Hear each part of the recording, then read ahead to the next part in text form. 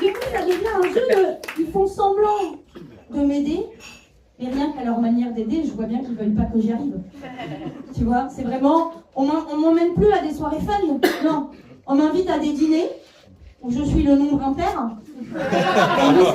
ou à des brunchs, où il y a les gosses et la patrouille en fond sonore. Ah, moi je dis pas, j'ai l'esprit ouvert, mais je crois pas que qui que ce soit ait déjà scoré sur la patrouille. Enfin, je pense que c'est mince.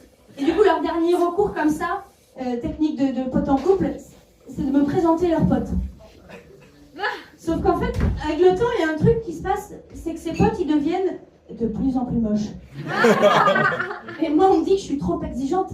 Ah ben attends, j'ai passé la trentaine, je suis pas devenue aveugle. Ça ne saurait tarder, parce que Dimitri est en train de me brûler la rétine. Putain, je me fais engueuler. J'ai l'impression d'être un chômeur en fin de droit qui refuse une troisième offre d'emploi. Il va falloir réagir, mademoiselle Anglaise. Niquez-vous. Ah là là.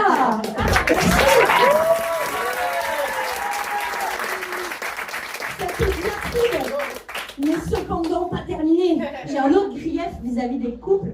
Je pense aussi qu'ils sont jaloux et qu'ils idéalisent la vie des célibataires. Voilà. Ils idéalisent ma liberté. Et ça, c'est vrai. Bien sûr que je suis plus libre que toi.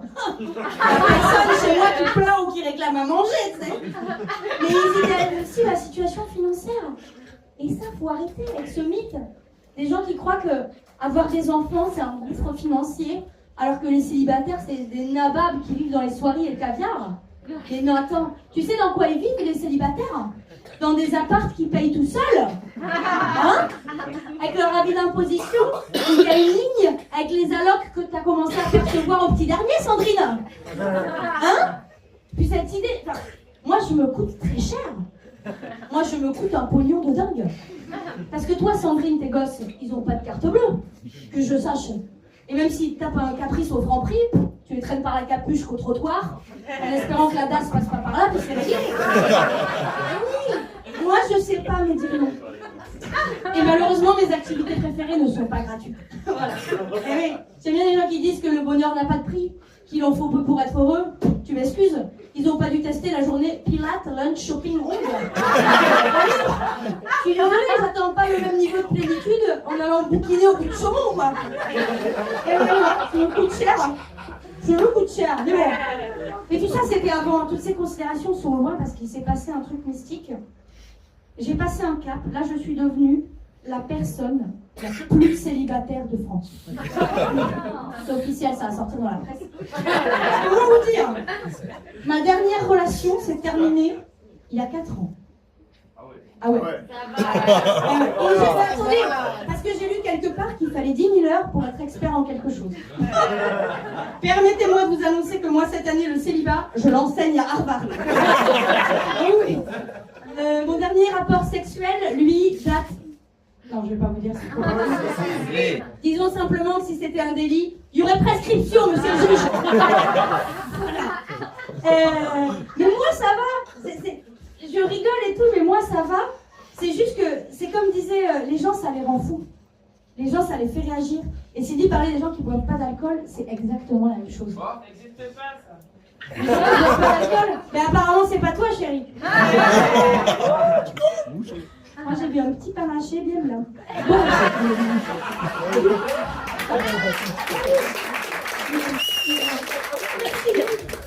Du coup, je disais, ce célibat, cette abstinence, c'est devenu plus grand que moi. Vous voyez, les gens, ça les fait réagir, ça les gens fous.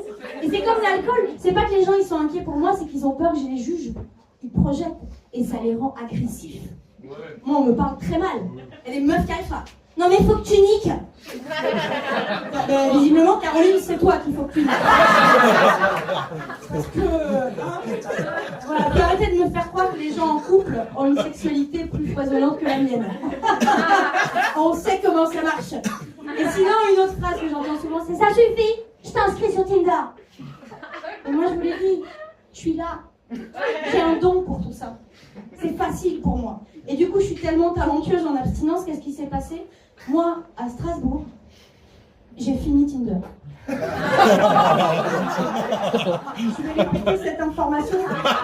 Vous n'avez pas dû entendre souvent. C'est vrai, hein? J'ai fini Tinder.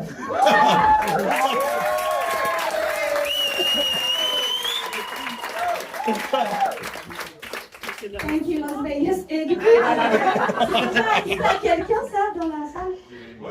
Oui? Non? Bon, du coup, il manque, ils sont poils. Est-ce que vous savez ce qui se passe quand on finit Tinder?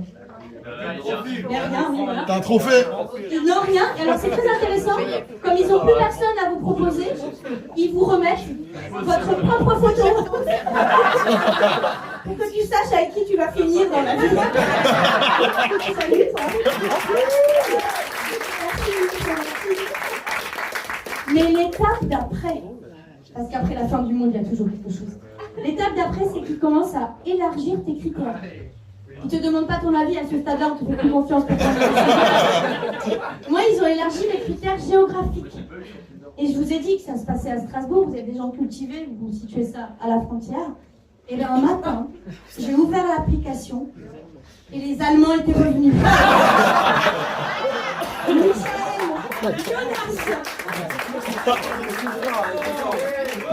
J'ai dit nein. Hashtag Jean Moulin. Et du coup j'ai pris, ouais, c'est pas des conneries, c'est vrai aussi, j'ai emménagé à Guy Moquet.